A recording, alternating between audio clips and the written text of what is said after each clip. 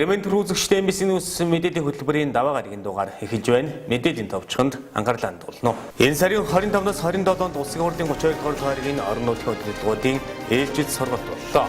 Залуучуудын хөгжлийн сарын 1-ийг улс аймгийн залуучууд Гяванбаатарын талбайд тэмдэглэн өнгөрүүллээ. Боловсролын салбарынхан 2017-оос 2018 оны хичээлийн жилийн холдоо оноогоо дүүрлээ. Аймгийн дэвчээр хужаалан хийдээс сүр өгүүлэх зан үйлийг дахин сэргээж байна. Эдгээр болон бусад мэдээллийн дэлгэрэнгүй анхаарлаа хандуулна. Мэдээ хийж байна. Улсын хурлын гишүүн, засгийн газрын гишүүн байгаль орчин аял жуулчлалын яамны сайд Цэримбатын санаачлага дэмжлэгээр улсын хурлын 32 дугаар тойргийн орон нутгийн удирдлагуудын сургалт уулзалтыг 2 дахь жилдээ амжилттай зохион байгууллаа.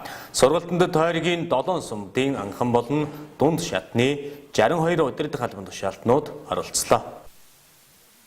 Улсын хурлын гишүүн Цэримбатын санаачлан хэрэгжүүлж байгаа шинэ эрен төслийн хүрээнд хийгддэг томоохон арга хэмжээний нэг нь тойргийн сумдын орон нутгийн удирдлагуудын уулзах сургалт юм а. 2 дахь жилдээ зохион байгуулагдаж байгаа сургалтанд Улаангом, Ховд, Тариалан, Наранбулаг, Завхан, Хяргас, Малчин сумдын засаг дарга, иргэдийн төлөөлөгчдийн хурлын дарга, багийн засаг дарга, иргэдийн нийтийн хурлын дарга нар оролцлоо. Тойргийн сумууд нэгэн жигд хөгжих, харилцан хамтын ажиллагаатай байх, нэгдсэн нэг бодлого баримтлах, тэргуун туршлагуудаас солилцох нь чухал юм байна. Өнгөрсөн жил хийсэн ажлуудаа танилцуулдаг. Энүүгээр давуу талтай бусад орон нутгийн удирдлагууд аль сум нь чадж байгаа, аль сум нь чадаагүй, яагаад чадахгүй байна гэдэг туршлага солилцохдоо илүү ач холбогдолтой болдог энэ сургалт. За улсын хурлын 32 дугаар тойрогт байгаа нэг стандартыг яг бүгд жигд байлгая гэсэн шаардлагыг тавьсан. Ард иргэдээс санал авч сонгогдохдоо ч тэр хэлжээс одоо ч тэрний араас явж. За энд бол одоо орон нутгийн өөрөө төсний байгууллагын төлөөлөл болсон хүмүүс ирж хамрагддаг. Энд бол одоо нам эвслүүл хамаарч нутаг орноо сайн хөгжүүлээ. Нэг чихтэй, нэг бодлоготой, нэг үр дүнгийн төлөө явъя гэдгээр бол давуу талтай байгаа. Өнгөрсөн жилдийг бодоход энэ удаагийн сургалтанд оролцож байгаа багийн засаг дарга, багийн нийтийн хурлын дарга нарын бол ингэж юм хийчлээ, энэний ард гарчлаа гэдгийг ярьж байгаа нь сайшаалтай. Цаашдаа төр засгийн үйлчлэгийг одоо ард иргэдэд түрүүн шуурхаа өргөхийн тулд бид одоо нутгийн өөрөө төсний байгууллагын ажилтан албан тушаалтнуудыг чадваржуулахны шаардлагатай. Тийм учраас одоо миний би шинэ эрен төслийн хүрээнд ирнэ дандаа сургалтын одоо чиглэлийн арга хэмжээнд нэлээд зохион байгуулж байгаа. Бидэнд өнөөдөр санаачлага, ив дүү хамтын ажиллагаа чухал байна. Хичнээн мөнгө хөрөнгө дутагдaltaй байгаа хэдий ч энэ ажлыг бага зардлаар маш сайн зохион байгуулалт хийж болдог боломжууд байгаа учраас бүгдтэйг нь одоо сурах талаар ингээд ажлууд хийгдэж байна. За хамгийн томоохон үр дүнтэй явж байгаа ажил маань шинэ эрен боловсрол байна. 2 жил гаруй одоо 32 дугаар тойргийн ахлангийн сурагчид яавал ангиараа онд сурах уу, яавал бүгдээрээ чаддаг болох уу гэдэг төлөө одоо ажиллаа. Энэний үр дүн гарч байна. Ахис дэвшил гарч манай шинэ эренийн хүүхдүүд маань илүү амжилттай одоо дүн авч байна. Хичээлийн сургалтын чанар сайжирсан. Залгуулаад дараагийн шатанд бас ард тийм болон сургуулийн хамт олонноос сурч багш нарыг чадагчлуулах бас одоо бидэнд тусгаалсан бодлого хэрэгтэй байна, хөтөлбөр хэрэгтэй байна гэж энийг бас шинэ эрен төслийн өдөртөгч агаасаа багштайгаа хамтраад бас энэ талаар судалгаа хийж байна. Сургалтын үеэр сумдууд багууд хийсэн ажлаа тайлагнаж тэргуун туршлагуудаа танилцуулдаг уламжлалтай. Хяргал сумын хувьд хөгжлийн нэгэн хэсэг болох төлчин эмэгтэйчүүдийн чуулга уулзалтыг зохион байгуулснаас гадна дотоодын нөөц уламжийг ашиглан нэг цэгийн үйлчилгээний төвийг байгуулан ажиллаж байгаа юм а. Ингэснээр төрийн үйлчилгээ нэг дороос ямар нэгэн хүндрэлж иргэдэлгүй иргэдэд хүрэх боломж нээгдсэн байна. Хяргасмын хувьд бол бид нар энэ жил бас энэ малчин ард иргэдийн бас орлогыг төлөвлөх, орлогоо бас нэмэгдүүлэх одоо ямар арга замаар одоо энэ мөнгө одоо орлогоо бий болох, хоримтлуулах гэдэг асуудлыг бас нэлээд өрнөсөн тийм уриалгатай жил байна. Тэний хүрээнд бол бид нар энэ тэргуун туршлага болох зүйлүүд бол энэ жил бид нар энэ төлчин эмэгтэйчдийн чуулга уулзалтыг хийгээд за өрх гэрийн бас нэг баган болсон эмэгтэйчүүд бол энэ дээр юу ярьж байгаа гэхээр за мэдээж энэ сүүлийн үед бол бас энэ орчин үеэ дагаад мэдээж пиавар шанаг хэрэгэлдэг, пиавар сав хэрэгэлдэг, пиавар савнд айргаа зайлтдаг энэ өслийг бас салъя. Нэг архт руугаа орё тий төмөр шанага хэрэглэе. Эрүүл мэндэ бод яг энэ чуулга бол тэр талаас зохион байгуулах. За нөгөө талаар бол нэг цэгийн үйлчлэг байна. Нэг цэгийн үйлчлэгийг бид нэр юу вэ гэхээр мэдээж тэрэг үйлчлэгийг хөргөхөд бол бид нар бол мэдээж малчд бол цаг наргүй хүмүүс бол цаг цавч гэсэн хүмүүс орж ирдэг. Тэгээ 6 нь одоо 6 7 8 ч юм уу хаалга татаад тэрэг үйлчлэгийг хүртгээс илүүтэй нэг хаалгаар ороод нэг цэгээс одоо бүхий л үйлчлэгийг аваа гаргах юм боломжийг бол өөрсдөө хүчээр бид нар бол хийж чадсан байна. Энэ олон ажил хэрэгждэг. Ялангуяа шинээр төслийн хүрээнд бол одоо сургууль, одоо номын сан байна. Нийгмийн тусад одоо чиглэсэн ажлууд байна. Жишээлбэл одоо эрүүл мэндийн цэцэрлэг, боловсрол руу чиглэсэн оюуны хөрөнгө оруулалтыг өгч байгаагаар бол илүү дэвшилттэй ажиллаж байна. Цаашдаа энэ одоо шинээр төслийн хүрээнд бол манай ах сургуулийн сурагчид маань өнгөрсөн жил 3 дугаар аймд орж ирсэн. Орланд энэ жил бол бас 2 дугаар аймд орж амжилттай энд одоо хөтөлбөрт хамрагдж байгаагаар онцлог байна. Нэг гол онцлог нь юу гэвэл улсын хурлын гишүүн маань, манай тойргийн гишүүн маань тохон орон нутаг дээрч дандаа оюуны хөрөнгө оруулалт хийсэн шин соргог мэдээллүүдийг өгч иргэдийг одоо цэнэглэж байгаараа. Багт очоод нэг жижиг ажилд уулзалт хийсэн ч гэсэн тэр нь дандаа тодорхой хэмжээний энэ орон нутгийн хөгжил иргэдэд юунаас эхлэх үү гэсэн ийм одоо оюуны хөрөнгө оруулалт мөн хамгийн том одоо мөнгөөр төсөөшгүй тийм хөрөнгө оруулж байгаараа онцлогтой. Бүс нутгийн хөгжилд түүнчлэн сумын хөгжилд багийн дарга нарын өөрөг оролцоо тэдний хийж хэрэгжүүлж байгаа ажил чухал үүрэгтэй. Багийн дарга нар багийнхаа малчдын дэмжлэгтэйгээр мал цөөтөө малчтаа малжуулах, хуванцар сав шанагнаас татгалзах, багийн иргэдийнхээ нийтийн биеийн тамираар хичээлэх идэвхийг нэмэгдүүлэх зэрэг олон тэргуун туршлагуудаас бусаддаа хуваалцлаа. Мөн цаашид хийхээр төлөвлөсөн ажлуудаа ч танилцуулж, зарим нэгэн асуудлыг улсын хурлын гишүүн байгуулалт орчин аялал жуулчлалын яамны сайд Цэрэнбатад танилцуулж дэмжлэг хүслээ. Энэ удаагийн сургалтыг онцгой холбогдолтой болсон гэж сургалтанд оролцогчид хэлж байсан юм а.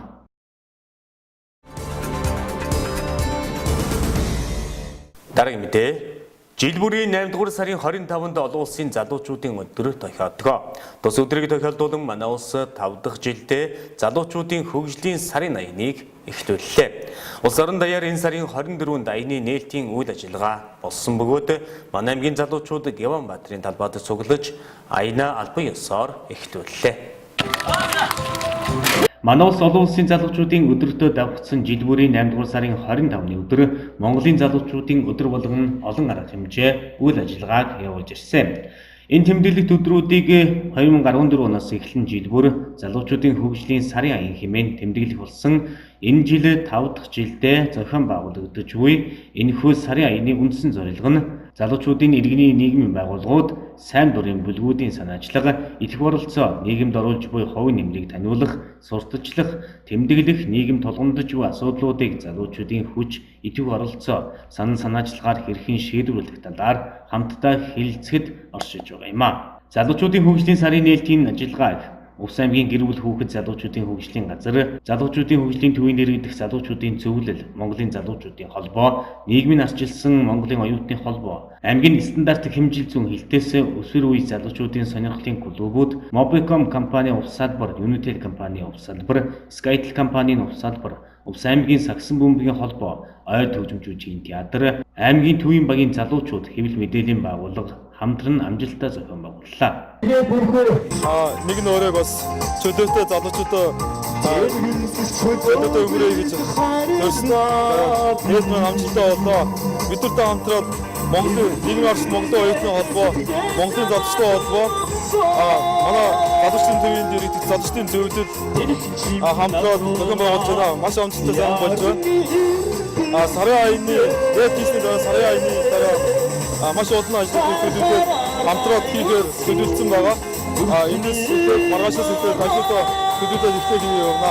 Геоны талаар дээр залуучдыг одоо хөгжлийн төв залуучдын ирэх хөгжлийн төвийн ирэх залуучдын төв хамтран Улс аймгийн залуучдын хүрээнд одоо өнөөдөр сарын аяны нээлтийн үйл ажиллагаа нээж байгаа. Одоо энэ сарын аяны хүрээнд маш олон ажил хийгдэнэ. Маш олон юмыг зохиож залуучдын хүрээнд яг зохиогдсон бүх ажлын хүрээнд одоо хөтөлбөрүүд гарсны дараа энэ сарын аянд завгүй залуучдын сарын аянд өрнөх юм аа. Энэхүү үйл ажиллагаа нь залуучуудын идэвх оролцоог нэмэгдүүлэх, тэдэнд тулгамдж буй асуудлуудыг залуучуудын санал санаачлахаар хэрхэн шийдвэрлэх талаар санал хүсэлтийн хайрцаг ажиллаж, залуучуудын хөгжлийн төвийг сурталчлан таниулах, залуучуудын чиглэлээр үйл ажиллагаа явуулдаг төрийн болон төрийн бүс байгууллагын хамтын ажиллагааг нэмэгдүүлэх зорилготой юм а. Нээлтийн үйл ажиллагаагаа урлагийн тоглолт, хөгжийн тоглоом, 3 харьцан 3 сагсан бөмбөгийн тэмцээн, Mobicom компанийн настан шалгаруулах, урт үстэй Miss Министрийн тэмцээн, чөлөөт диско бүжгийн тэмцээнгээд залуучуудыг идэвхжүүлсэн тэмцээнээр үргэлжлэн явагдсан юм а. Мөн залуучуудын хөгжлийн төвийн үйл ажиллагаа, түүний дэргэдэх залуучуудын зөвлөл, сонирхлын клубүүдийн танилцуулга хийж, Увс аймгийн иргэд залуучуудад хэрэгтэй мэдээлэл хүргэлээ. Энэхүү аяны хүрээнд бол залуучууд руу, оюутан залуучууд руу чиглэсэн олон арга хэмжээний зохион байгдах байгаа. Спортын тэмцээн уралдаанууд, янз бүрийн залуучуудын бас дунд тэмцээн уралдаанууд, эссе бичлэгийн уралдаан зэрэг уралдаануудыг бас оюутны холбоо, залуучдын холбоо, гэрүүл хөгжлийн төвийн газар хамтраа зохион байгуулах байгаа. Тэгээд өнөөдөр энэхүү нээлтийн арга хэмжээнд нэг багш Монголын оюутны холбоо, Монголын залуучдын холбооныхан бас одоо оролцож байна. За энэ залуучууд руу чиглэсэн үйл ажиллагаудыг төрийн байгууллагатай манай Mobicom салбараас хамтран ажиллаж залуучуудад зориулсан бүтээгдэхүүн үйлчлэгээгөө бас аргаа явж байна. Энэ сарын хүрээнд бас манай салбар залуучууд руу чиглэсэн бүх бүтээгдэхүүнээ бас үйлчлэгээ үзүүлэхээр байгаа. Тийм болохоор бүх залуучуудыг манай Mobicom салбараар ирж бүх дугаарыг үнэгүйгээр авах боломжийг бас хангаж байна. Залуучуудын хөгжлийг дэмжигч ивент тэтгэгч байгууллагаар стандарт хэмжил зүйн хилдэс Mobicom компанийн ув салбар, Unitel компанийн ув салбар, Skytel компанийн ув салбар, ZN институт хамтран ажиллаа. Цаашид 1 сарын хугацаанд залуучууд руу чиглэгдсэн олон төрлийн арга хэмжээ зохион байгуулагдах бөгөөд нийт залуучуудыг бас идэвхтэй оролцохыг зохион байгуулагчид уриалж байгаа юм а.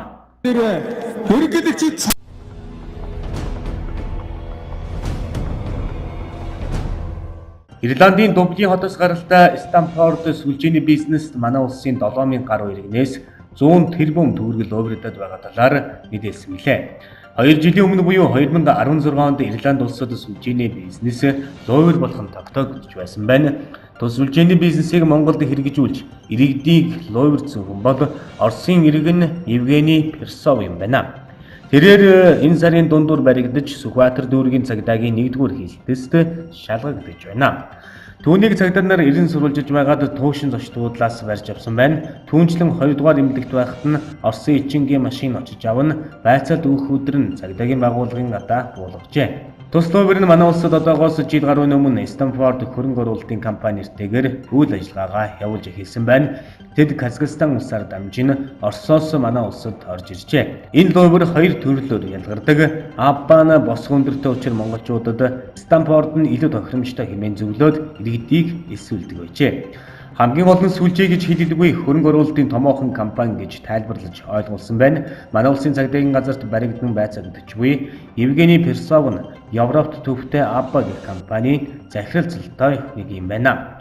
Хохирогчдын хэлж байгаагаар Монголын талаас Бат Эрдэнэ Баттулга гэх 2 хүн Стамфордын талаар аккаунтаа хэрхэн яаж нээхээс эхлээд маш олон цуврал хичээл онлайнаар заасан байна. Эдгээр хүмүүсийн хичээл болгон иргэдэд ихтгэл төрүүлэх үндэс суурийн нэг болжээ. Мөн Алтан сувд гэх эмэгтэй байгаа бөгөөд түүнийг барьж цагдаа орохыг олон хохирогч нар хүсэж байгаа юм байна.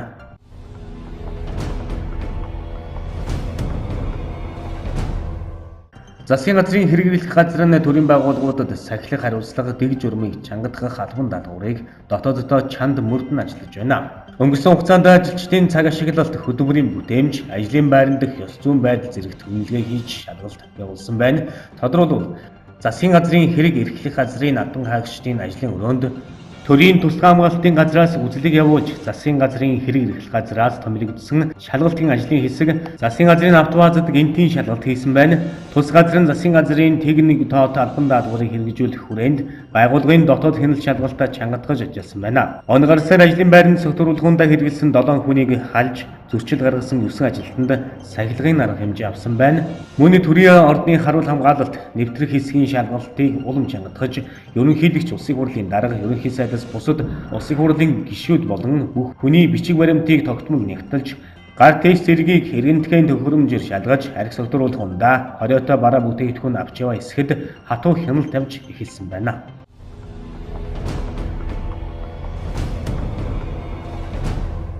Азийн спортын 18 дугаар их наадмыг нийт болон алтан медалийн тоогоор бүгд найрамдах хятад ард улсын баг тамирчид дэрмүүлж байна. Улс орнуудын нийт оноо авсан байдлыг танилцуулбал бүгд найрамдах хятад ард улсын тамирчид 78 алт, 59 мөнгө, 37 хүрэл, Японд 40 алт, 34 мөнгө, 48 хүрэл, бүгд найрамдах солонгос улсын баг тамирчид 27 алт, 30 мөнгө, 37 хүрэл медальтайгаар эхний 3 байрт жагсжээ. Харин манай улсын хувьд 15 дугаар байрт ирэмблэгдээд байна.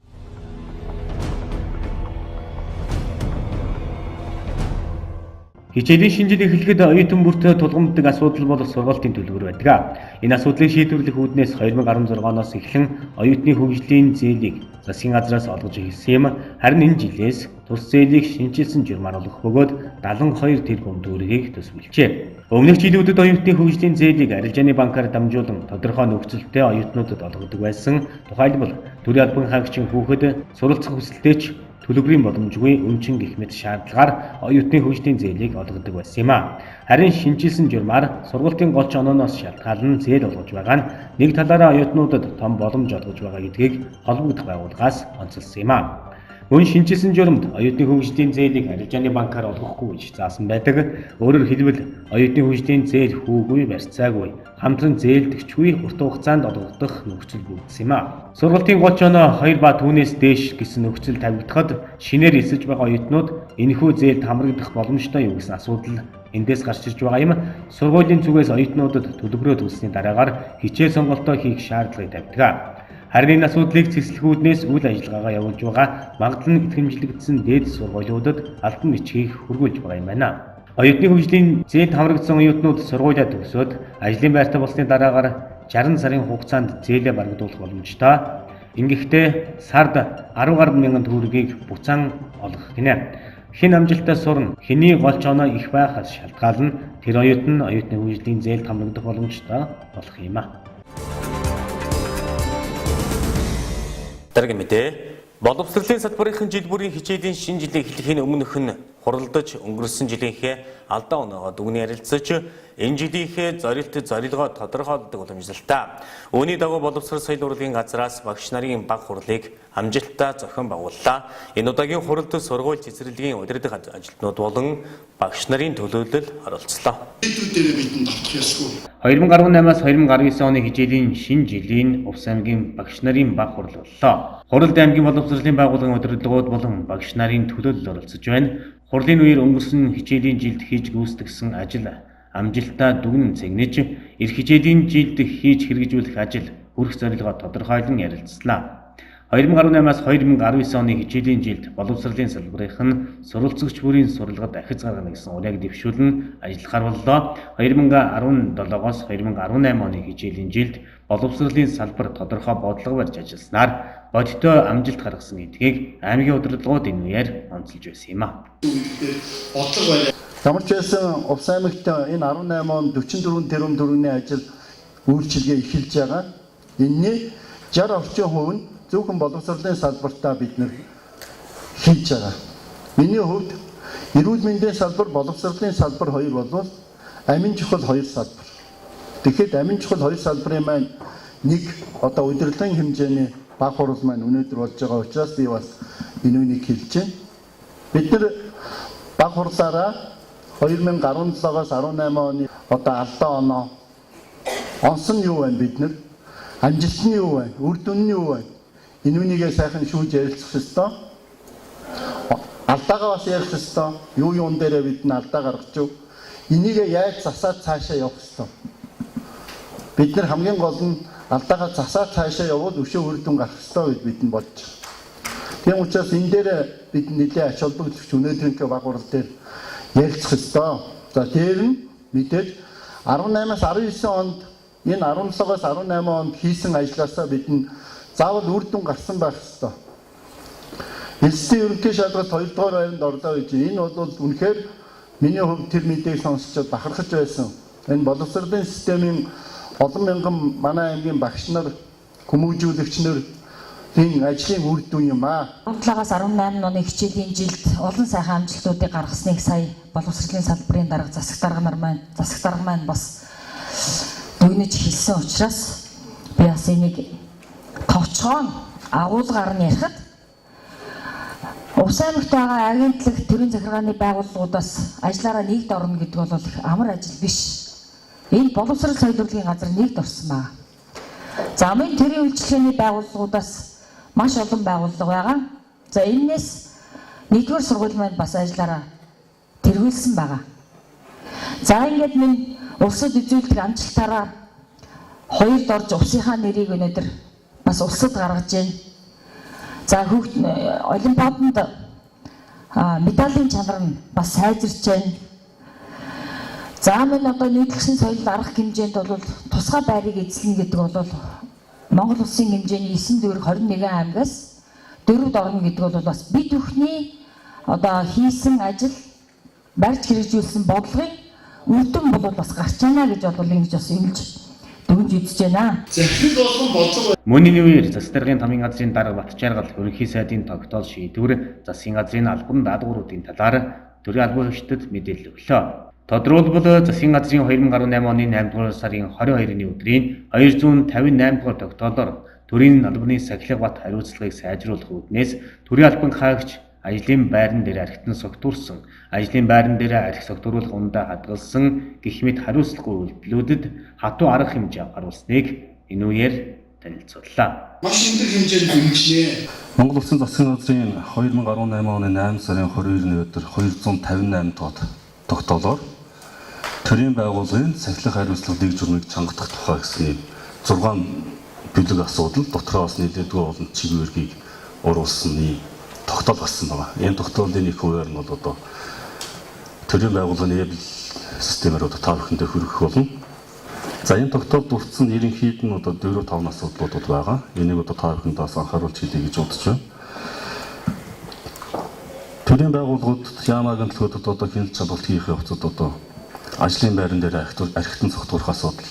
За мөн одоо ажлын байран дээр архитан согтуурахаас гадна архи согтууруулах ундаа хадгалсан асуудал. Юунаас гадна одоо галт болон одоо хүйтэн мис зэвсгийн шинж чанартай зүйлсийг ажлын өрөөндөө хадгалдаг асуудал. Төрийн албан агчдын харилцаа хандлагын талаарх иргэдийн өргөдөл гомдлууд бол нэлээдгүй гарсан байна. За энд одоо юм нь бол та бүхэн мэдж байгаа. Төрийн албан агч ажил үргээ гүйцэтгэж явахдаа юу ажлын байранд архитан согтуурсан бол одоо хариуцлагатай олох хэмжил болно гэж заасан байдаг. Тэгвэл энэ удаагийн тогтоолоор архи согтууруулах ундаа хэрэглэхээс гадна ажлын өрөөндөө ажлын байранда архи согтууруулах ундаа хадгалсан. За галт болон одоо хүйтэн мис зэвсгийг одоо биедээ ажил үргээ гүйцэтгэх явцдаа одоо биедээ авч явсан, ажлын өрөөндөө хадгалсан. Төрийн албанд хэн зөрчил үүсгэсэн бол хариуцлага тооцох эмзэл болно гэж эргэцэн эмзлийг нь одоо гаргаж ирсэн байгаа.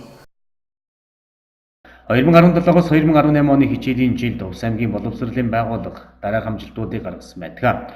Үүнд улсын төрөлжсөн олимпиадын 2 дугаар шатыг амжилттай зохион байгуулсан байна. Мөн улсын олимпиадаас 4 алт 4 мөнгө 5 хүрэл нийт 13 медаль хүртсэн байна.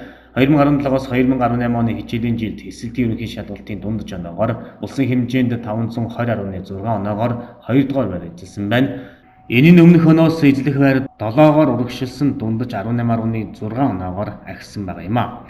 2017-оос 2018 оны хичээлийн жилийн аймгийн анги нийт олимпиадад 29 сургуулийн 266 бүлгийн 5062 сурагч амрагдаж дундаж гүйцэтгэл 38.4%, 31 цэцэрлэгийн 45 бүлгийн 1210 хүүхэд амрагдаж дундаж гүйцэтгэл 59.8%-тай гарсан байна. Боловсролыг хөгжүүлэх хөтөлбөрийн дагуу багш нарын урлагийн бага наадмыг амжилттай зохион байгуулсан бөгөөд тус наадамд 11 цэцэрлэг 15 сургуулийн 170 гаруй багш ажилтнууд 7 төрлөөр оролцжээ. Аймгийн 2018 оны нийгмийн эдийн засгийн зорилт боловсрол соёл урлагийн газрын 2018 оны хичээлийн жилийн ажлын төлөвлөгөөнд тусдагдсны дагуу аймгийн соёл урлагийн ажилтны өв соёл зөвлөгөөнийг амжилттай зохион байгуулж ажиллажээ.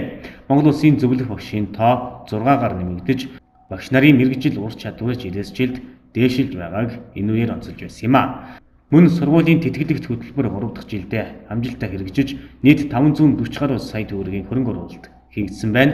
2018 онд Увс аймагт нийтдээ 40 гаруй тэрбум төгрөгийн хөрөнгө оруулалт хийгдэж байгаагийн 60% нь боловсрол соёл урлагийн салбарт хийгдэж байгаа юм а. Тухайлбал улсын төсвийн хөрөнгө оруулалтаар 8 барилга шинээр эхэлж байгаа бол орон нутгийн хөрөнгө оруулалтаар 1 цэцэрлэгийн өргөтгөл барих нийт 9 барилгын ажил тусгагдсан бөгөөд үүнээс 6 барилгын ажил нь эхэлж гүйцэтгэлэн 20-40% таа явж байгаа юм а.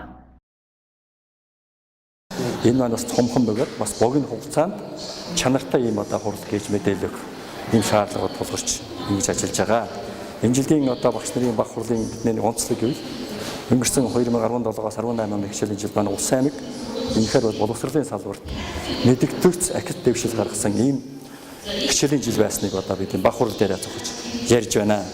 Юугаараа онцлог болсон юм бэ гэхээр зэрэг 12 жил сураад сургууль төгсөөд хүүхдийн сургуулаа сонгох нь бол энэ боловсролын салбарын ажлын хамгийн гол эрхэм зорилго байдаг. Эсгэгчч энийг хүсэн хүлээж байдаг хүүхдч тийм зорилготой.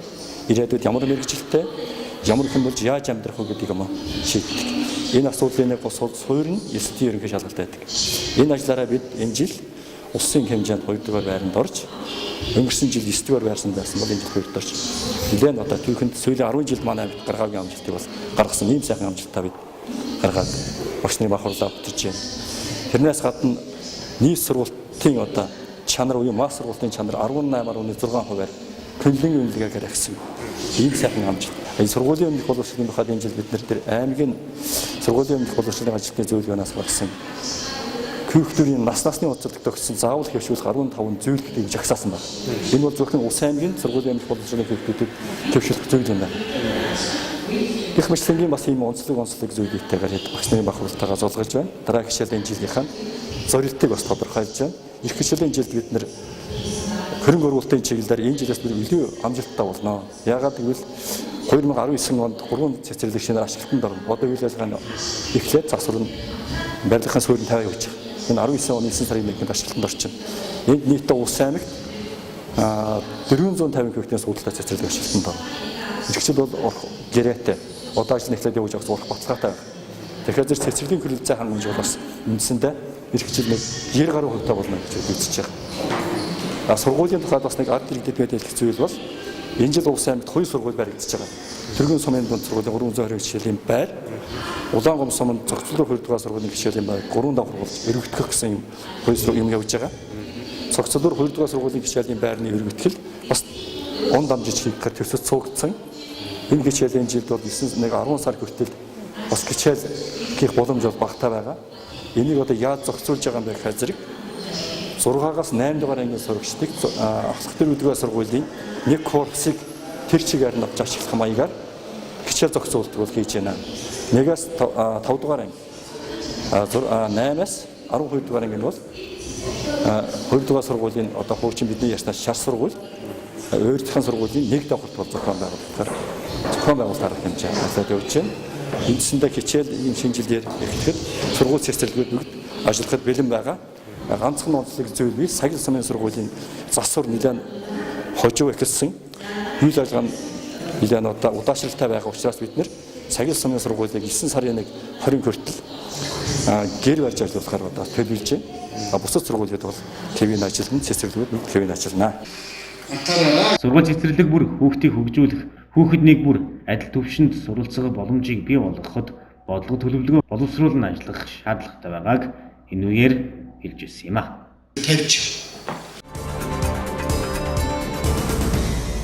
Дараагийн мэдээ сүр өгүүлэх бурхан шишний зан үйл мартагдаад байсныг Дэвчээрвжаадын хийдийн лам хувиргууд дахин сэргээж буйны зам мөрийг нээж байна.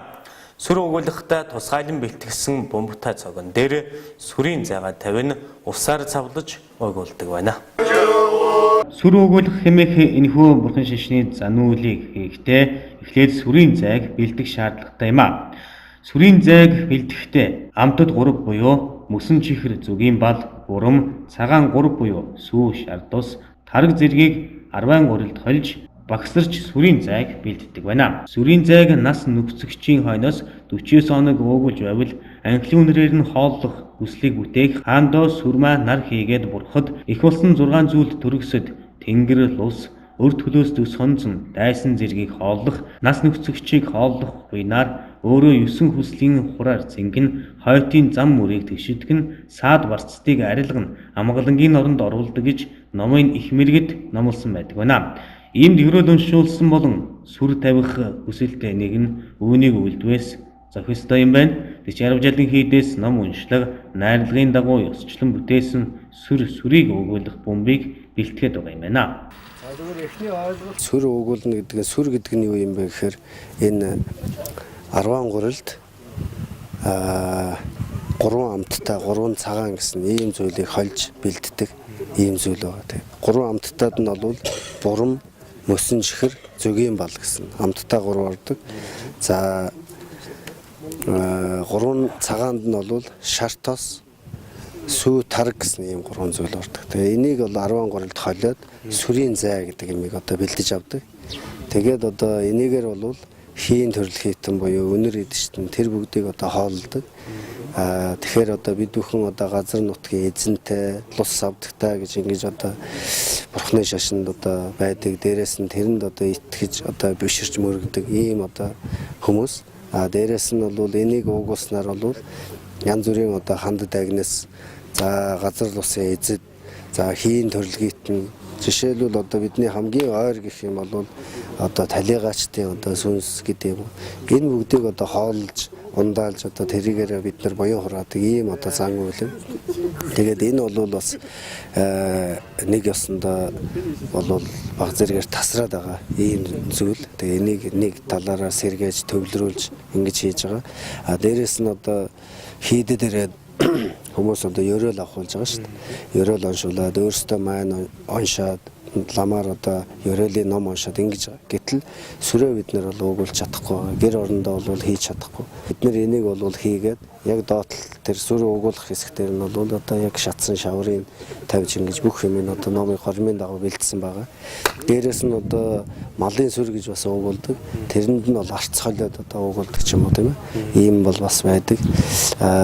Тэгээд энэ бол яг одоо цэвэр тэр гарсан марсан гэж одоо төвдөр бол хэлнэ. Тэр 3 цагаан 3 амттай холиод ингээд сүрийн бид нар одоо ингээд номын уншиж бэлдэнэ. Дээрээс нь цаашдаа бол хийдэд ирээд одоо ёроол авахулсан хүмүүс дулганд одоо тэр гэлгар утанд одоо тэр сүрийнх нь балинг хийгээд өгнө. Тэрийгээ бол яг тухайн хүн аваад яг энэ бомбон дээр ирээд уугуулах. Хийдээс бол өглөө болгоно одоо сүрийг уугуулах ийм одоо горимж шилжиж байгаа. Тэгээд энэгээр бол бид бүхний одоо маш их буян үлдэх юм аа. Дээрээс нь бас нэг хэлдэг юм аа, багш нар хэлж ийсэн. Хүний одоо урд урдын төлөөс бол энэгээр барагддаг гэж ганц одоо арга юм аа. Тэгэхээр энэ насанд бид нэр одоо ямар нэгэн байдлаар юм одоо дутуу юм уу, ядуу, татуу ч юм уу ийм байдаг юмар дутуу байдаг нь бол тэр урдын төлөөс бараг үгээс бас болдгоо гэж ингэж бас номонд дээдс мэрэгдүүд бол айлтсан байдаг. Тэгээд энийг одоо хийснээр бид бүгдийн одоо буян бас хариуцах юм аа. Тэгээд ер нь одоо буян үйлдэх бас нэг арга юм. Тэгээд энийг бол одоо нийтээрээ даган баясч үйлдэрээ гэж одоо хөсөх байна. Сүсэгтээ олон сүрийг өгүүлснээр буян үрдэг гэдгийг нам хөргөөд хэлж байна.